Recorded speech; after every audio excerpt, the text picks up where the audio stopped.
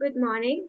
It gives me immense pleasure to extend a very warm welcome to you all to the 11th technical session of the 3-day International Virtual Conference on Gender Studies. I am Erin Abraham and I will be a moderator for the session. The chairperson for the session is Dr. Jaswinder Kaur Aulak, Assistant Professor, Department of English, Khalsa College, Amritsar, Punjab, India. I welcome you, ma'am, to this session. I also welcome all the participants Thank to you the so much, ma'am. session. Uh, I also welcome all the participants to the session. The participants are Rasina PR, Mrs. Reni Johnson, Ms. Himat Sharma, Lal Surya S. Here are a few guidelines that the participants should keep in mind. Paper presenters are requested to keep the time limit of 10 to 12 minutes for their paper presentation. Participants are requested to ask their questions intended for the Q&A section by unmuting their mic as there are some technical issues with the chat box. Over to you, Jaswinder.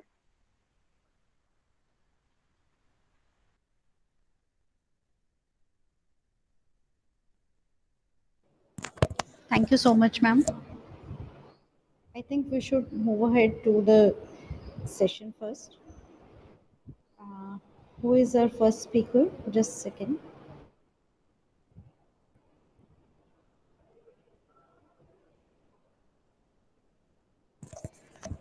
May I call upon Rosina PR, Assistant Professor of English, Sri C. Achotamanan Government College, Thrissur, Kerala. Welcome, ma'am. Are you there? Hello, am I audible? Yes, ma'am, you're audible. Ma'am, is the presenter there? The presenter is there. Razina ma'am, we can't hear you.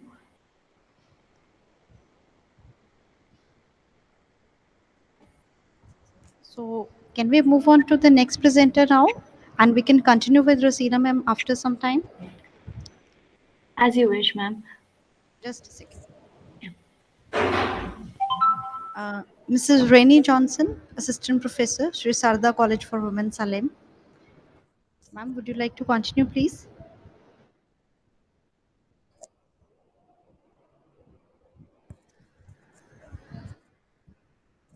Hello.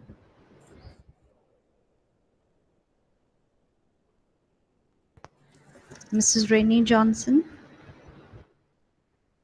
Are you there, ma'am?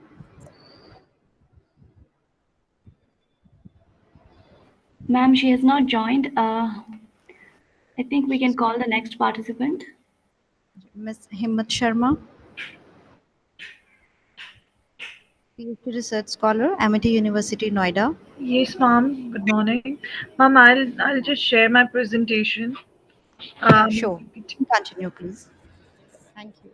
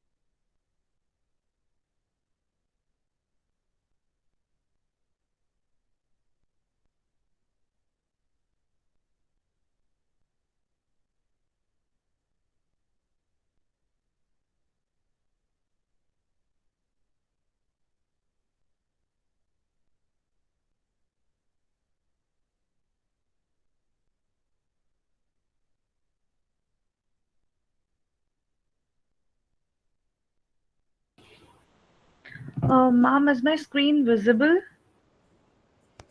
Yes, it's visible. Okay, ma'am. Um, Ma'am, with your permission, shall I start? Yeah, yeah, continue, please. Okay. Thank you. So a very good morning to all present here, respected chairperson, all the delegates, and fellow presenters. So, firstly, I would like to thank Cape Comorin Trust for this, providing me this platform for presenting my paper. The title of my paper is Comparative Analysis of Gender Issues Within Select Nations, a psychodynamic probe through the feminist works. So, first of all, briefly about the comparative literature, which focuses on connecting the world by comparing writers and their works, which is of utmost importance in the present time as well. And these studies focus on writing, structuring, and reflecting the various phenomena related to women across the historical and cultural borders of nation. I'm restricting my study to the feminist studies, so I'm just focusing on comparative feminist studies. So the purpose of these studies is to discover the common areas, the problems, the common situations, and common deteriorated status of women across different cultures and nations in specific. And whenever we talk of comparative study, the word translation comes in between, and it's like of more, you can say that many people talk about translations originality, and there are many factors regarding this, so I'll not uh, go in that direction. Even the study, I mean, I have two works which are although translated from Bangladeshi to English literature, but still that aspect of originality, the accent, the ethnicity is there. But still, if these translations are not there, then the reach will not be possible.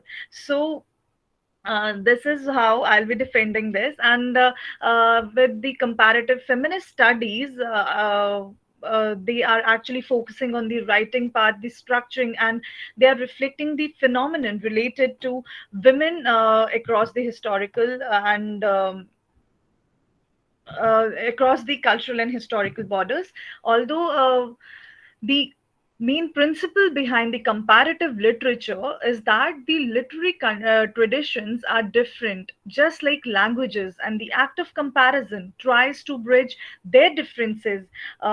And among the different languages. So, although the feminism as a wave is like such a movement which is dealing with the psyche of the women, and is helping in exploring the consciousness of the mind, and is still trying to explore the meaninglessness which is faced by the women in the different societies, the different cultures, different nations, with the lens of literature. So this very comparative paradigm which I've selected for my study is actually giving the scope to share the past, their commonalities, their cultural aspects there, which I have studied for my this paper.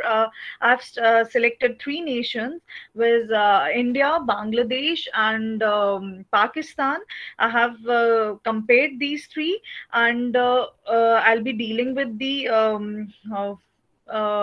works uh, of the feminist writers of these three nations, particularly, specifically. And the issues raised by these feminist writers in producing cross cultural knowledge about women dealing with feminism in particular. And this is the purpose of the paper, where I'll be using comparison, and I'll be exploring the reason behind the gender issues in selected nations, and what triggered the psyche of these feminists of different nations to write about the issues in their particular particular areas, and the reasons for being controversial for the language expressed. This is the common feature, so have selected this feature, that they three of them are criticized for being very reckless and very bold in their writings. So gender as a word, as a term, is actually socially determined. It's constructed, and there are different perceptions and different expectations uh, from a from a particular society, from a particular region, from a particular culture, from a particular religion. So the rules are entirely different, and the although the acceptable roles, I would say, are different for different nations, different areas, and gender, it's actually derived from the behaviors, and it changes over time, and it varies by the culture, the ethnicity, as I've already discussed. And in short, I'll be discussing the factors for gender inequality in the three nations which I've discussed, and these are the common factors. First one is uneven access to the basic rights. Basic rights in the sense that the rights conferred to all the citizens of a particular nation by their respective constitution. So the second one being a lack of employment equality, and the lack of bodily autonomy, in the sense that what a woman wants, somehow she is not able to do that. Like if a woman does not want to have, or do not want to have a child, or don't want to be a mom, but the society will not permit her to do so. So this sort of autonomy I'm talking about in these uh, in my paper. And thirdly, the lack of freedom, which is there in three of the nations. Then political representation in real sense, because uh, legally and in laws there is a reservation sort of thing, but in actual sense that representation is not existing. Like women are not coming out. They're not coming out because they don't want to, but because the society is not permitting them to. Because many people raise questions regarding them. Like where I work at present, although there that thing was continuing from last 20 years, that the same person was being elected. But by the time in the last 2 years, that seat was women restricted. Like it was it was supposed to be for women, and for the first time in that very area, I was just able to see that yes, there is a female representative in the political system. So although laws are there, but still that uh, permission, that society, that psyche, that mindset is not permitting them to come out in real sense. And third comes the societal mindsets, which I've discussed. And then the employment in equality, that is somewhat lacking. Then the lack of legal protections and actions thereof, because although as I discussed, there are many laws, many acts for the protection of women and the girls, and the girl child as well, but the actions are not up to the mark. So here these things are affecting the gender issues at present. Then comes the job segregation, which is definitely resulting in lower income. And many times we see that women are paid less as compared to men. So this sort of discrimination is there, and the reasons are still lying with the societal issues only. And then comes the constraints on women, which are more institutionalized than individualized. So somewhere the psyche, the mindset, the the people are actually responsible, and many women in the country and outside are facing physical and psychological issues because of the patriarchal system, which is still prevalent in this era as well. And they are suffering in this society due to the rules which are nowhere, and still we have to follow those rules, and these rules are and negative are having more negative effects than positive. And recently, if we talk of COVID situation and the lockdown period, which was like a situation which in which we had to follow those things. But in that very lockdown period, what the figures which came out actually showed the lockdown violence, in which lot many complaints which were disturbing the figures of last 10 years were being recorded. And there was like an rise in the domestic violence cases, in not only in India or in Bangladesh or in Pakistan, but all over the world, all over the globe, and even in the US, France, like then comes the question, why only with females, why there were no cases on cases of exploitation in the favor of males. So somewhere our psyche is built in that way that they feel more powerful. Men feel more powerful in the society, so they try to showcase that thing. And these are the figures. I'll restrict myself with the time limit as well. So then comes the gender roles. Although females are giving the rules of cooking, then looking after the children and all these things, but somewhere these rules are given to us by our society, by our people. They were not given to us by birth.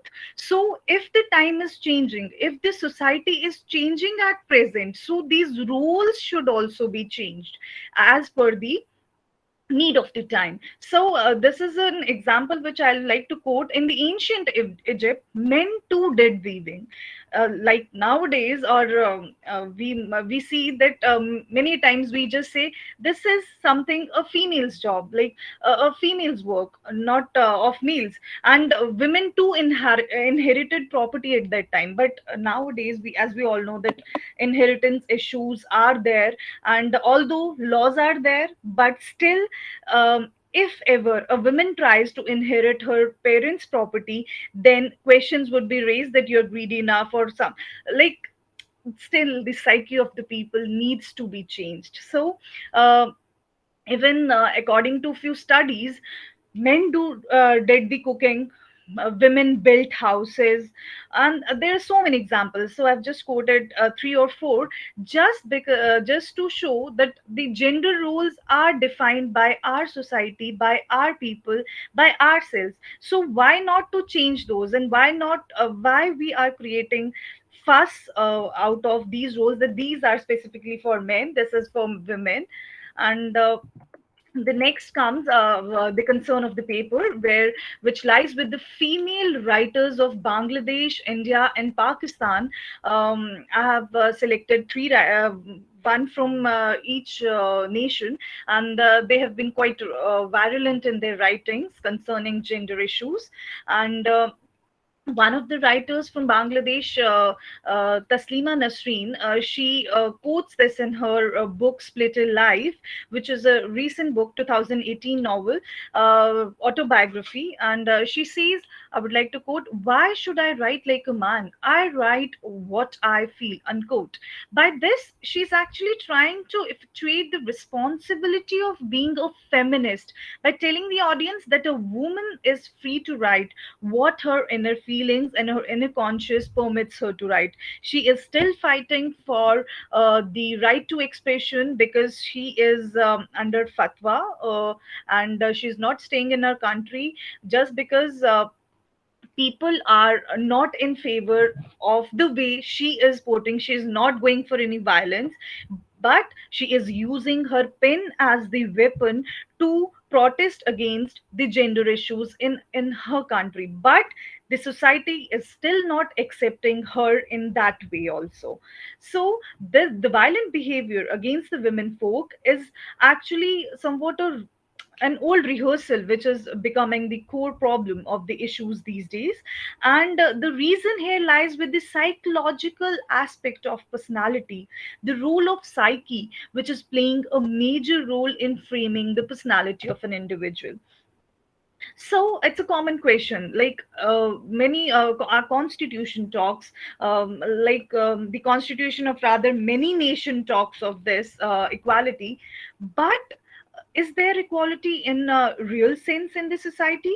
So this paper is trying to address the psychodynamic aspect of women as writers who are trying to probe the psyche of women folk directly by writing so violently so as to mark their existence in the patriarchal society by the way of relating their personal identity issues through the characters and their text.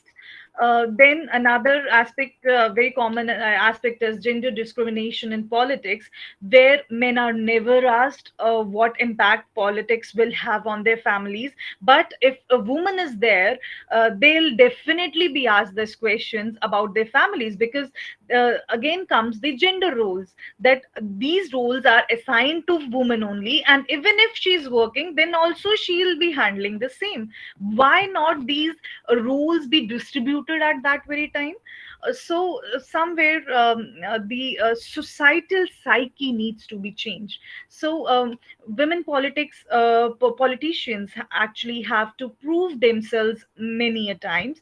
They usually get bad reputations as well, and these are the reasons that women are not putting themselves forward in politics as compared to men. Although there are many women politicians in our country and the neighboring countries as well, but still somewhere that line is there, that thing, these reasons are there which are not making them that comfortable to join these this politics.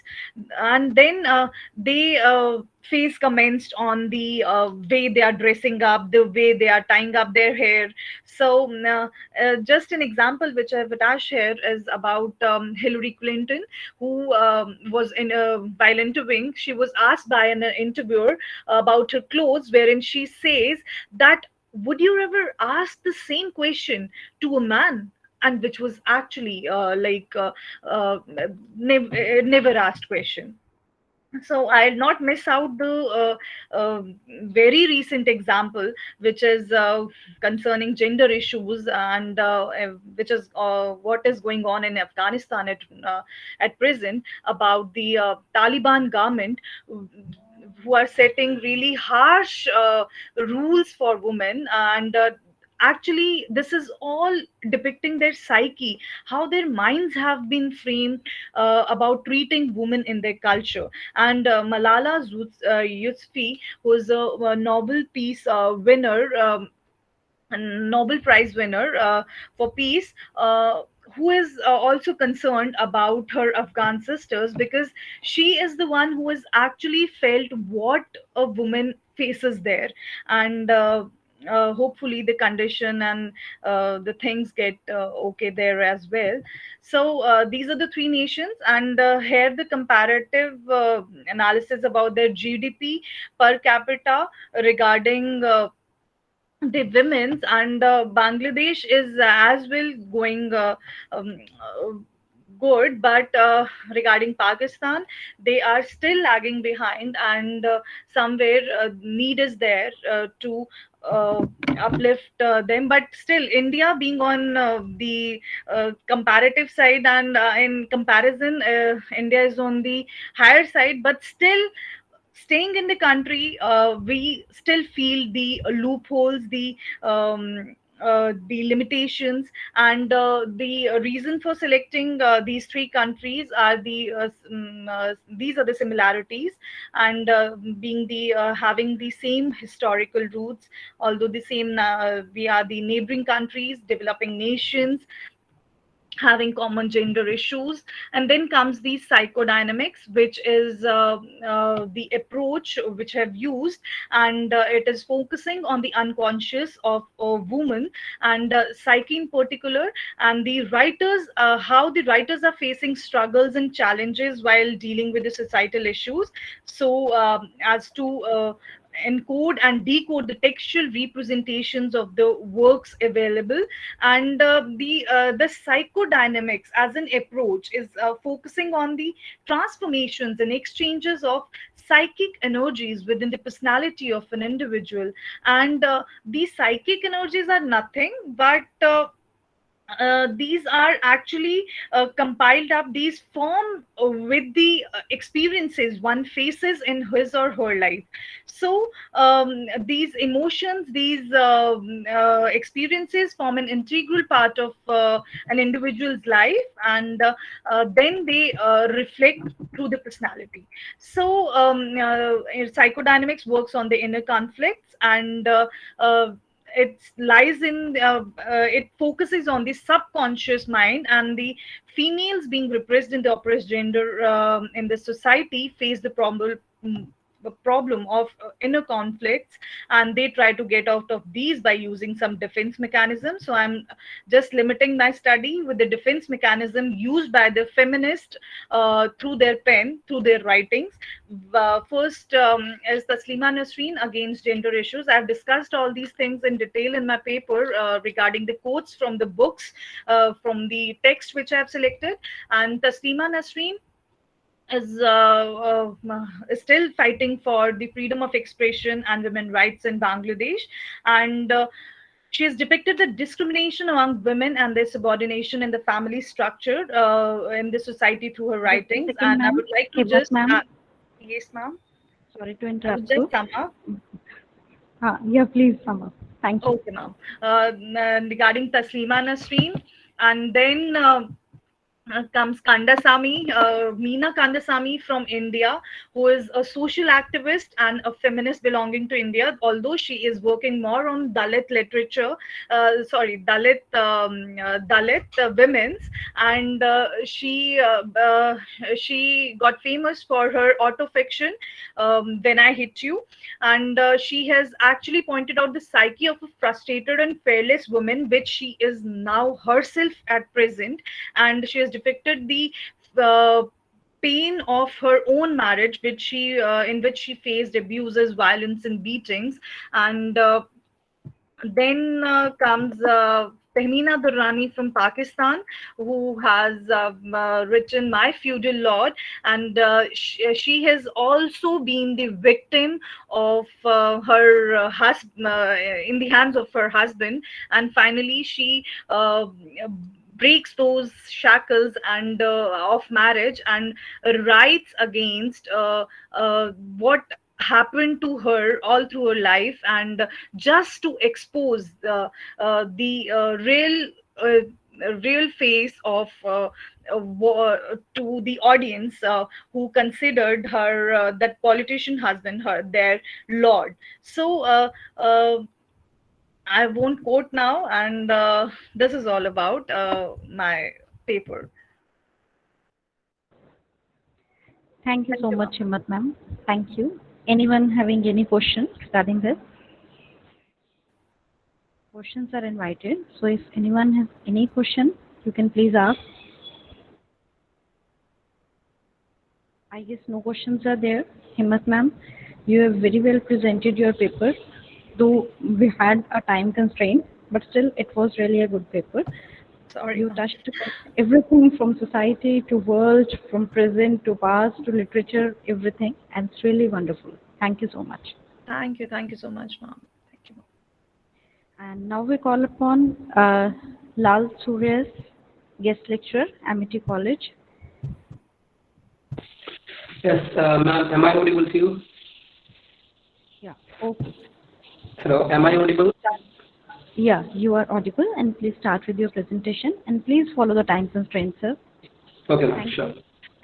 So, Unfortunately, I don't have a presentation with me. I have created a presentation for this program, but unfortunately, something has happened to my laptop and it's not working right now. So, anyhow, I'll be trying to explain things. What I want to express through my paper. Okay. So before that, let me express my thanks for letting me to present my paper. And the paper that I would like to present here is entitled as Time as Experienced by Women, a critical analysis of selected contemporary Malayalam movies. So why I have chosen this Malayalam movies is that Malayalam movie is considered to be a kind of movie industry that comes up with interesting kind of topics, interesting kinds of themes and movies and all those kinds of things. But still, I find that even in Malayalam movie industry, the role of women are diminishing, and it's in a kind of a crisis. And with the weight of various movements like hashtag Me Too movement, and various subsequent issues, gender issues that came in the field of Malayalam movie industry, I think it is very much relevant to talk about how the women characters are being portrayed in contemporary movies. Okay, let's take now for the case of contemporary Malayalam movies. And for that, I have selected 3 movies, and those 3 movies are How Old Are You, which came out in 2014, and The Great Indian Kitchen in 2021, and Sarah again in 2021. So these are the 3 movies that I have selected for this study, and what I would like to propose is that how these women characters are approaching the concept of time, or how they appropriate, that would be the better term. Okay, how do these women characters appropriate time as a productive variant? That's what I want to propose through my paper. And a movie, a cinema,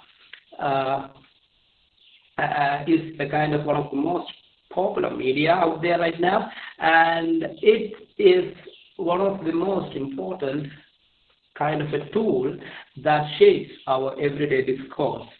And this very element of power to control the everyday discourse is what makes movie kind of a tool that is used by certain group of people. Okay, I just don't want to name them in a specific manner, but anyhow, it's been controlled by a specific group. Let it be religious, political, or a male patriarchal group, or whatever it may be. It's been controlled by a specific community or a group in order to propagate a kind of an idea. So, since it is the most popular kind of a media, people often approach it with complete acceptance. And this acceptability that is being offered by the public is what makes a movie as one of the most easiest and one of the most feasible tools for propagating certain ideas. So, first of all, how time is considered as a cultural construct. So, time is not a kind of an astronomical variant, or a kind of what we are learning, what we had learned in our school days, like time as a Newtonian concept or an astronomical concept. But time has also got a sociological and a cultural dimension too. So, how can time be considered as a cultural construct? So, for that, I would like to quote a quotation of Emily Durkheim, who says that time is a collective phenomena, and this collective phenomena is a product of collective consciousness. All members of society share a common temporal consciousness, which means that the watch that you tie in your hand is not a tool for showing time. That's not a time that is being experienced by you. There is a different time that is existing in this society, a time that is being determined, that is being predefined, that is being provided by a kind of a superpower institution. And when I use the term power, I would like to use the notion that was shared by Foucault, that it is the ability to control others. So this superpower institution, it can be of any kind, like it can be of a dominant religion, it can be of a family, it can be an educational institution, it can be any other kind of institution that is functioning in the society. So what I would like to propose is that these institutions are influencing you through time. They are determining certain time period for you. So what are those time periods? And these three movies, that are the How Old Are You, Great Indian Kitchen, and Sarah, discuss about three different variants of social time as experienced by women. So how can, like for example, as I have already mentioned, how can this an abstract concept like time can be analyzed as a gender variant? Sorry. So here it states that time is different as it is approached, or how the time is pretty much different as it is experienced by women as well as men. So in this movie, How Old Are You? The central character, which is enacted by Manju Varia, and she's enacting the character named Nirupama, and she is a lady of 36, and the world she experiences is pretty much different from that of her husband, as she's treated as with a double quote as an auntie, and she is presented as a servant who is obliged to do all those duties, household chores. So the time that is experienced by Nirupama in this movie is something that has been predetermined by a patriarchal society, that she's supposed to do all these kinds of things. She's supposed to take care of her children. She's supposed to do prepare food for her family members and all those kinds of things. So where is the time that is reserved for doing things that she would like to do? So these kinds of things will be discussed towards the end of this presentation. Okay, and now comes the second movie, that is The Great Indian Kitchen, where the character that is not provided with any proper name, but she's presented as the wife of a patriarchal actually identified husband. And here she experienced time as a period of imprisonment. And here the whole movie is about 1 hour and 45 minutes, if I'm correct. So in this movie, out of this 1 hour and 45 minutes, about 1 hour and 10 minutes are being reserved for showing things that she's doing inside, or time that she's spending inside her kitchen. And this cyclical repetition of projecting things that she's doing inside a kitchen shows that the majority of time a woman, especially unemployed women in Indian culture, is spending inside this kitchen. And when she experiences periods, menstruation, and she considers, it's not she, but she is enforced to believe that this period, the time period of menstruation, is a time period of pollution and time period of ailment. And how can she consider such a biological condition to something like an agent of pollution? So this time period in this movie, Great Indian Kitchen, she experiences, the central character of this movie experiences time as a period of imprisonment. Her biological condition is appropriated with certain values and certain meanings by the patriarchal society, and they define this time period, specifically the menstrual time period, as a time period of pollution, and as I have already mentioned, as a time period of disease, ailment, something like that. And the third movie, in Sarah, she is faced with another most important issue that is faced by majority of women, girls in Indian society, that is none other than the issue related with motherhood. She does not wish to be a mother, simply because her reason for her choice is much more interesting, because she is very much aware that she has no potentiality for parenting. And she states that it's better not to have children than be a failed parent. So this reason makes or brings a lot of issues in her life, because a woman who is not interested to be a mother is treated as a kind of a outcast in our society. And towards the beginning of this movie, she had a boyfriend, and this boyfriend jilts her by saying that this phrase has been taken from that movie. Okay, I just don't want an egg puff that does not have an egg inside it. So this has got a lot of connotative meaning, and now moving on to the next part, that is time as a productive variant. These were the issues that I would like to discuss in this movie, and how these central characters are appropriating or how they are utilizing time is what I will be discussing in this part. Okay, and after that I will wind it up. So time as a productive variant. How can someone use time as a productive variant? And before that, what do you mean by a productive variant? According to me, a productive variant means productivity is nothing but making things in favor of us. That's what productivity, as far as I'm concerned. And here, this how they make or how they utilize this time in favor of their or in favor of their. Okay, so here she, in this first movie, that How Old Are You?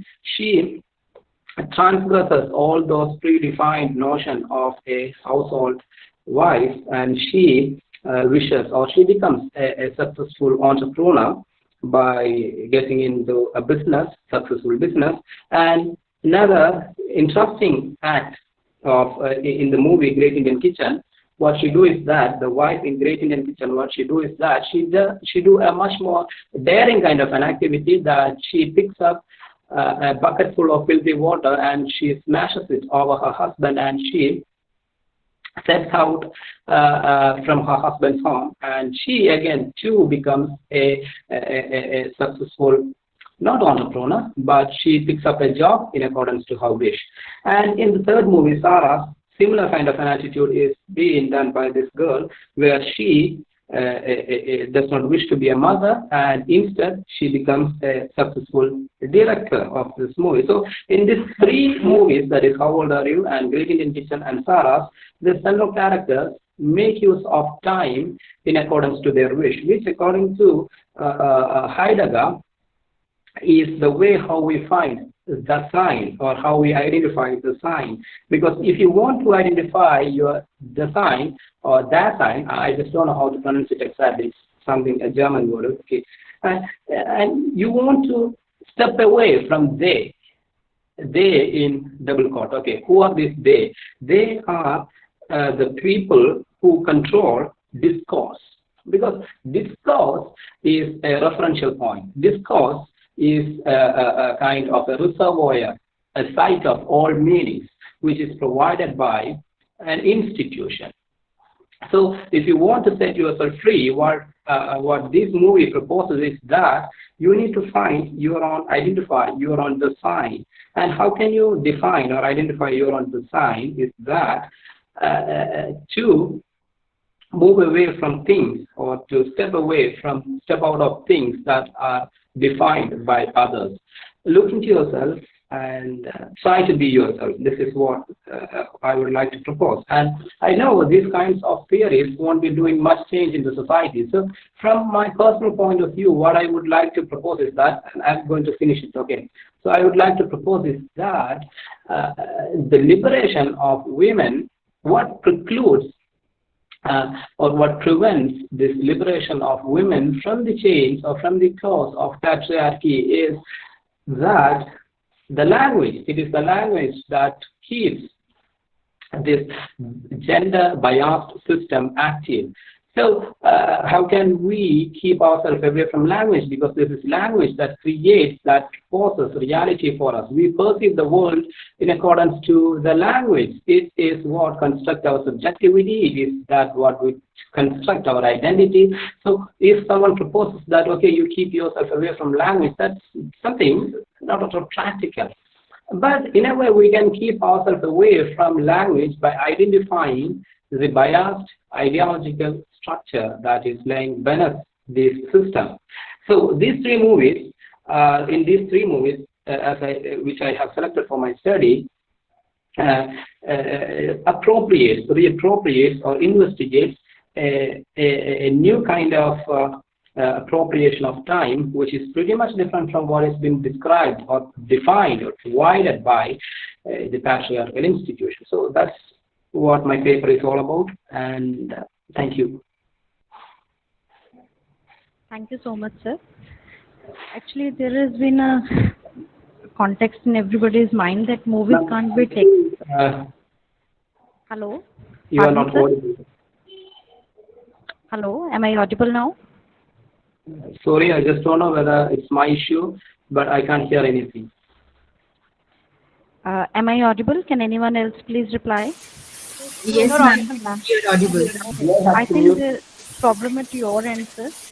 So it was all okay. I just wanted to appreciate the paper. You have taken movies as text, and that's really a new thing and good thing, which is being acceptable more and more. Earlier, we considered text only books, the novels, the drama, the poetry, no? But now movies are also considered a text, and you have presented it very wonderfully. Thank you so much, sir. Thank you, ma'am. Thank you so much. Can we call upon Mr. Zina PR? Are you there, ma'am? Yes, ma'am. Am I audible now? Yeah, you are audible. Good morning, ma'am. With your people, good morning. And please try to constrain it within time. Yes, ma'am. Yes. Okay. Respected Chair, Organizing Committee, and my fellow presenters, good morning. I'm Razina, and my topic is Unconventional Queer Refugee Bodies, Contextualizing the Accounts of Transphobic Persecution in Sherry Moraga's Native Country of the Heart. Native Country of the Heart is a memoir written by Sherry Moraga in 2019, and here she focuses on the relationship between herself and her mother, Elvira, and how they had to literally flee from their native country of Mexico into America, and how they were accepted. Now, Moraga comes out as a homosexual later, and how she says, being a refugee is hard, and being a queer refugee is harder. Okay. Now she asks, oh, this is one question that would definitely come to mind. Who is a queer refugee? How do they manage their feelings, emotions, and experiences when assessing or supporting their claims for social acceptance? Because they're stigmatized on basis of their race and sexual orientation. In contemporary refugee litigation, numerous challenges arise when discerning what constitutes a well-founded fear of persecution because they belong to a particular social group, in quotes. Specifically, fact-finding and credibility assessment in this area of law reinforces stereotypical assumptions about sexual citizenship, public persecution, fixed identity, and altered sexual identity. An inherent sexuality or an essentialist gender identity must be casually related to serious incidents of state-sanctioned harm. Now, we argue whether queer asylum seekers translate their sexuality to become readable in this transphobic context. This act of translation appears to take the form of a kind of a rainbow splash over the lives of the informants. Now, gender, sexuality, race, and class intersect in queer asylums, and they claim to influence the perceived credibility of gay and lesbian asylum applicants. Built on when we focus on recent studies in queer migration narratives that consider the role of gender, race, and sexuality in the social construction of migrant illegality, queer refugee narratives explore how practices of credibility assessment in the political asylum produce women and sexual minorities as deplorable subjects. Now, we need to analyze how these narratives construct spatial imaginations of safety and overlook the complexities of lived realities. Homo-nationalist narrators, which we can term them, and they aim to investigate spatializing processes that reinforce the construction of Western supremacy. And we are aware that homo-nationalism is a term coined by Jasbir Puar in her book Terrorist Assemblages, Homo-Nationalism in Queer Times. And there she describes a complicated relationship between the state power and sexual minorities that perpetuates identity politics within a Western context. This is based on a dynamic binary process of inclusion and exclusion, and it distinguishes what is correct and what is perverse. Now, Puar studies the nation state, and she says it is not merely heteronormative and patriarchal, but it also incorporates LGBT individuals into the national collective. It is a fortification of normative heterosexual coupling and propagation of sexualities that mimic, parallel, contradict, or resist this normativity. Native Country of the Heart, a memoir, as I mentioned earlier, a book by Sherry Moraga, focuses on the central figure of a mother. And in the process of examining Elvira's history, Elvira is her mother's name, Moraga attempts to tell us the largest story of the Mexican American diaspora. Moraga spins her own story in relation to that of Elvira's, from her own coming of age and coming out of the closet. We have the term epistemology of the closet by Eve, and all the way through Elvira's eventual decline from Alzheimer's disease, where she forgets everything. And finally, what happens is she doesn't remember anything of her native country. The only thing that she remembers is her years after she comes to the new country. And she says, Moraga says, perhaps my writing was never about me. Perhaps it was all about my mother without the letters, my mother who has fallen off the map of recorded histories, my mother who is my history and my future, where I associate myself with every Mexicana female worker who is born into these lands of ill manifested destiny. The journey undertaken by both the mother and the daughter is a struggle, but the real purpose of these two, the mother-daughter relationship, is as actually provides a structure for Moraga's deeper pursuits. How do you understand the concept of the home in this post-colonial landscape? What are the lessons of belonging which I, as a queer, young Chicana, can learn from a mother who cannot write or whose memory degenerates day by day? How can a person with so few means of record still relate to one's origin? And these questions plague diasporic communities in Los Angeles and beyond. Immigration has always been fraught with danger and uncertainty, and Moraga answers these questions in the region's geography as much as in her mother's patched up oral histories. She recounts growing up and grappling with her sexuality in the neighborhood of the old Spanish mansion and in the sites of unmarked Tonga graves. At the same time, she recounts how her mother, as a young girl, had to flee from Southern California during the enforced repatriations of Mexicans and Mexican Americans in the early 1920s and 1930s.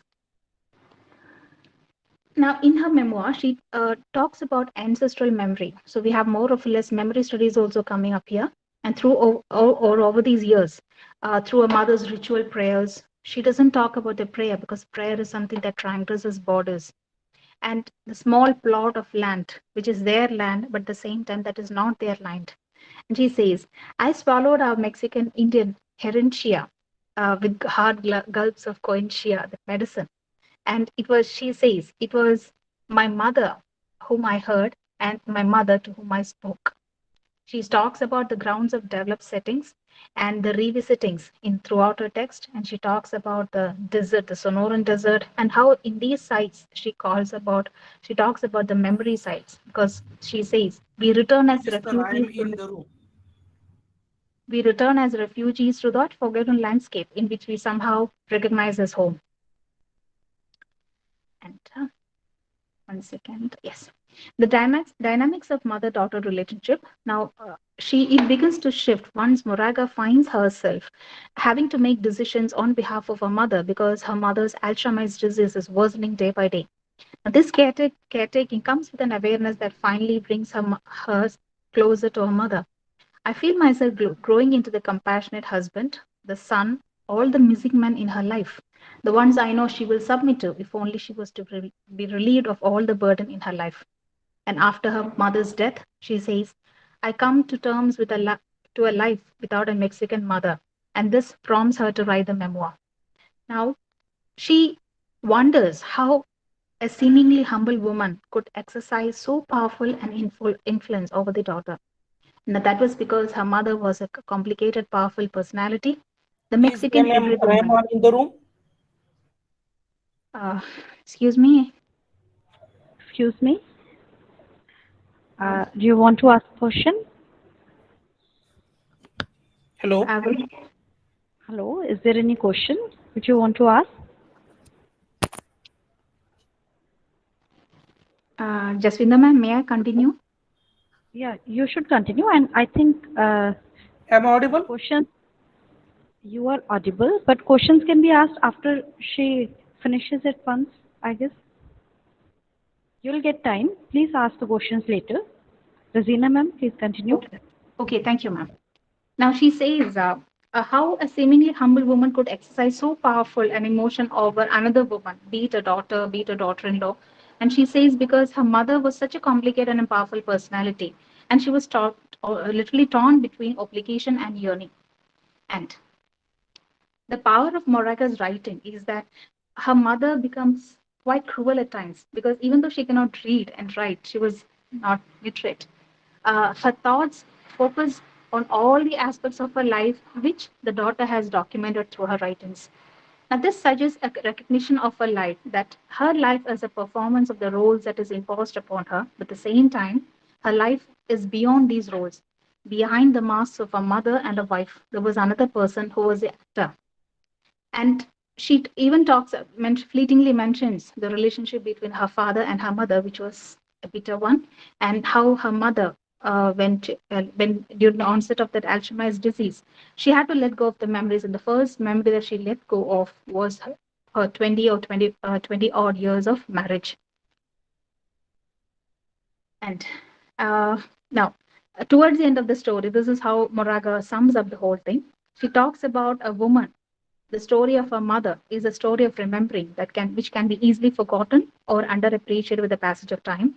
Moraga amplifies the need to recognize how interwoven the past is to the present, and that to understand ourselves, we must locate our ancestors. So she says about how our heritage or how our roots are very important.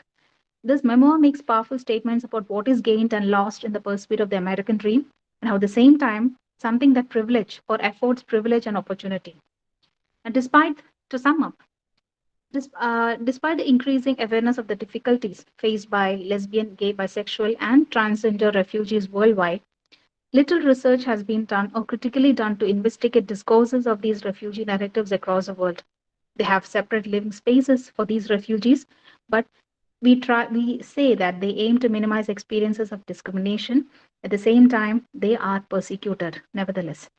Homophobia and transphobia also occur in LGBT exclusive refugee accommodations, but they are not represented in media and not discussed in homo nationalist narratives, because these narratives are coherent with existing meta narratives of victimization and saviorism that foster essentialist assumptions of progressiveness and liberation by equating the situation in their countries of origin to the lived conditions in another country.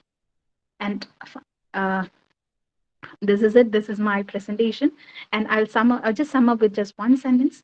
Homo nationalist narratives tries to explore symbolistic representations that reinforce orientationalist imaginations of refugee exodus, because they traverse boundaries in search of acceptance. And these people have.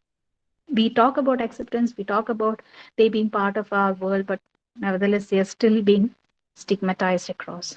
Thank you. Thank you, ma'am. Thank you so much, ma'am. You've presented a very different paper. Actually, LGBTQ is not very much talked about subject, but you have not only talked about but presented the paper very well, and you've seen mother-daughter relationship from a different point of view, how they complement each other, not only about their sexual or domestic violence which they feel at home, but as refugees, and how they are connected with each other, and how they complete each other. If one forgets, the other reminds, and how they go along. Thank you so much, ma'am. If anyone has any question, you can please ask Rosina, ma'am. Anyone having any question? I guess no questions at all. It's all very good. And do we have Mrs. Rainey Johnson, Assistant Professor of English?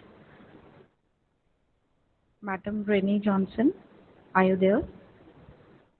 I think ma'am is not there. So that is all. She has not joined. Yeah, over to Marin ma'am. Thank you so much. Thank you so much for giving me such an opportunity. Thank you so much. It's really nice working with you all. Thank you.